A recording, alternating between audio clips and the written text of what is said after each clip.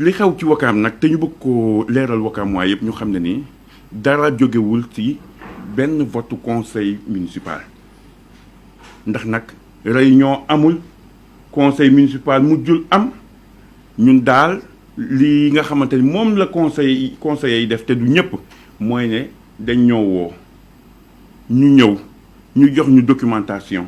waaye pour nga mën a jël documentation bi il faut nga signer liste de présence ñun ñëpp liste de présence lañ signé ku ci mel ni man mii wàccu ma sax sama oto faf damaa ñëw ñu jox ma signé liste de présence bi ñu jox ma documentation bi ma dem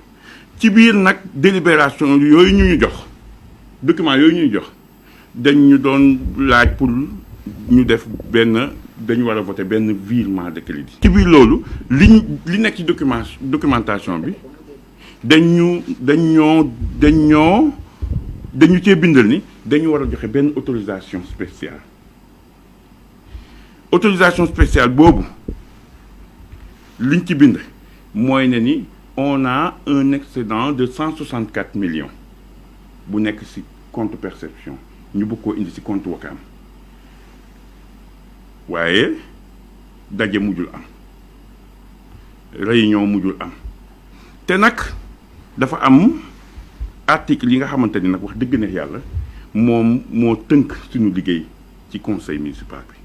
ci commune bi muy l'article 111 bi nga xamante ne dafa wax ni balaa ordre du jour réunion am il faut que le bureau municipal se regroupe il faut que bureau municipal bi daje waxtaan seen biir ba pare joxe ordre du jour bi nga xamante ni moom moo war a mën a tax ñu woote conseil municipal ñu daje réunion boobu noonu amul ndajem bureau municipal amul kon ordre du jour sax amul pour conseil municipal mën a am article 146 ak article 148 wax ne délibération mënul am tant que réunion amul conseil municipal amul réunion amul ndaje amul waxtaan suñu biir entre conseillers ba ñu càmbar ordre du jour bi xool ndax war dañoo mën a voter lenn loolu yëpp mujjul am ndax kat ba ñu signé ba pare dañoo wax ne ni corona bee tax ndaje boobu mënul am comme ni ko le troisième adjoint au maire Mamadou Goudiaby bi leeralee en français wax ne bu ñu bëggoon dajem conseiller pour point yu toll nii waroon naa mën a nekk ndaxte comité Covid 19 bi dajaloo nañ fi ñooñu rek chef de quartier yi la bàjjenu gox yeeg ñëpp ëpp nañ sax 40 personnes te ñun suñu korom mosul sax donte 66 lañu ñun bu ñuy wut korom pour mën a def conseil municipal mosu ñëw sax romb 40 wax dëgg yàlla kon nag loolu yëpp wane ni amul waaye nag ba ñu yëgee loolu ci télé bi dafa am lu ñu def mooy ni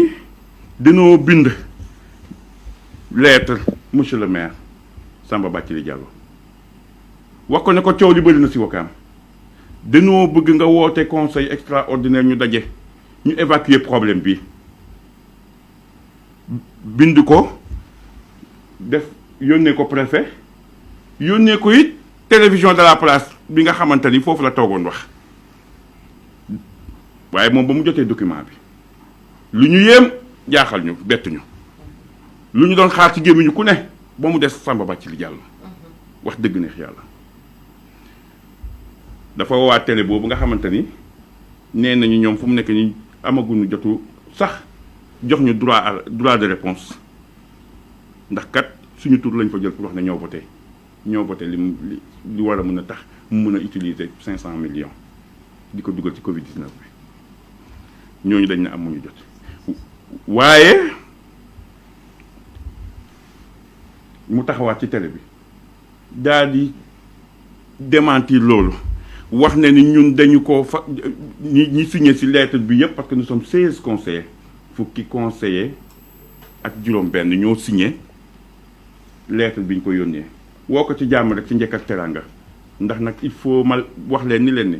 lépp lum ñu mës a jox ci conseil bi expliquer ñu ko ba mu leer wax dëgg ne yàlla defe naa moom mi ci boppam waxal na ko boppam il fait partie des maires yi nga xamante ñoom ñooy am unanimité ci vote waaye nag bu lii xewee waroon na ko sax jaaxal tontu bi mu ñu jox nag mooy c'est pas à un Goudiaby de nous dire nous Wakamois du ku sant maanaam Goudiaby moom moo ñu war a wax ñun Wakamois nu ñuy utiliser nu ñu war a def ban somme la ñu war a utiliser pour Wakam. Goudiaby di un troisième adjoint au maire bu waxee loolu conseillers municipaux yi fa nekk ñi sant Diatta ñi sant Diène ñi sant Mendy ñi sant Zale ñooñu kon fa tey jii ni naka la ñuy xoole seen bopp ñun Wakaam ñu fal ni ko Wakaam fale ñu daje foofu nag ñun ñu jiital ko teg ko suñ kanam muy suñu exécuteur waaye lépp lu muy joxe comme lu mu war a exécuter day fekk conseil municipal bi jël ay décision majorité voté ko ñu jox ko moom mu exécuter ko wax dëgg neex yàlla monsieur le maire Samba Bathily Diallo nee na ci délibération bi mu jox préfet 160 ñun de bi mu ñu jox ñun conseillers municipaux yi pour ñu waroon koo càmbar si ñun dañ ko war a dem càmbar après ndaje am ñu voté ñun 164 millions de virement de crédit la ñu waroon def waaye nag ba ñu demee sa sous-préfet jox ko suñu lettre bi moom dafa def ay investigation yu mu def nag dafa def ay investigation yi mu def nag moom sous-préfet xamal ñu ni 181 millions moo des ci xaalisu Wakaam foofu ca perception waa léegi lan moo war a mën a tax ñu jox ñu délibération wu 164 millions pour ñu xool ko di ci laaj autorisation spéciale doy na waar xamuñu lii lu mu doon Wakaam nag mérité na leneen lu dul jeux yi ñuy jàngat nii on a beau vouloir la paix en Wakaam heure bii du heure coow dëgg la waaye nag foofu mu def suñu liggéey muy monsieur le maire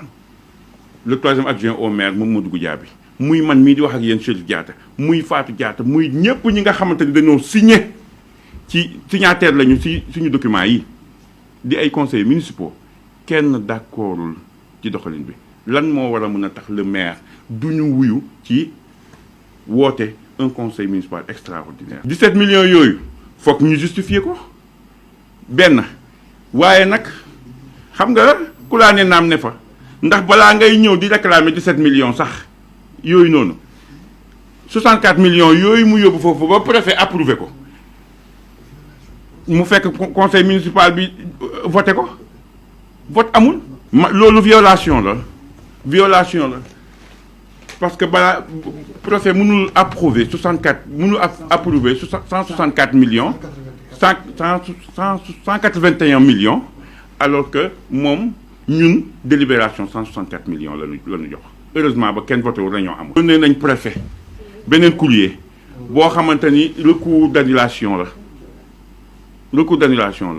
den ko ñaan pour mu annuler purement et simplement délibération boobu mu approuvé woon bu 181 millions bi nga xamante ni benn conseil municipal yéegu ko parce que ñun kayit yi ñu jox documents yi ñu jox 164 millions moo ci nekk. yoon may nañu ñun conseils municipaux yi bu maire wootewul sax conseil extraordinaire ñun xam nañ fu ñu war a jaar ba mën na woote conseil extraordinaire pour que ni conseil bi daje ñu lijjanti lii. préfet moom dina ko annuler bu ko annulé wul ñu dinañ xam yan voies de recours lañ war a def waaye ñu ngi yëgal Wakaam waa yëpp ne ni problème bi am Wakaam fu mu nekk nii ci li ñuy dégg fii li lëmbe fii yëpp ci coowal 500 millions ak virement de crédit ak autorisation spéciale yëpp lii dong la. di leen yëgal it ni leen documents yi ñu yónnee yi muy interpellation bu njëkk bi di interpellation bi ñuy yónnee maire te nga xam ne yónnee nañ ko préfet dinañ lañ ko publier. ak document annuel recours d'annulation bi nga xamante ni yónnee nañ ko yooyu yëpp dinañ ko publier jox ko nit ñi ñu xool ko tax lépp li nga xam ne lu ñu wax fii nii ci dëgg lañ ko teg ak rek ci li ñu la Wakaam bi yónni sant ñu ko loolu la ñuy def waaye nag di sant di gërëm vraiment Wakaamois yi di beral ngërëm lébu gi ndax xam nañ ni ñoom wax dëgg neex yàlla du ñu seppi mukk tooguñu ba heure bii nii di ñu seppi waaye li ma gën a naqari ci mbir mi mooy le fait que tey jii nii pour rek jubbanti ndëngate gu ñu gis ci doxalinu monsieur le maire mu jaral ko mu taxaw tey jii seppi Goudiaby bi mooy seppi képp ki nga xamante ni tey jii nii bokkuloo ci képp ki nga xamante ni tey jii nii beneen sant nga yor bu dul ndóoy wala jaañ wala kii seppi la génne la teg la fee xaaruñu ko woon si moom waaye heureusement que am na doomi Lebu yu mel ni ñoom jaraaf yu sundóoy ñi nga xamante ni ñoom ñooy préserver cosaan Wakaam te xam na ni Wakaam seen i maam ñoo ñaanoon suñuy maam ñoo ñaanoon laay wax suñuy maam lañu ñoo ñaanoon am wéttal ba yàlla def tey suñuy way jur ñu ñëw fii jur ñu fi ñu doon tey ay pur Wakaamois di bokk ci liggéey Wakaam wasalaam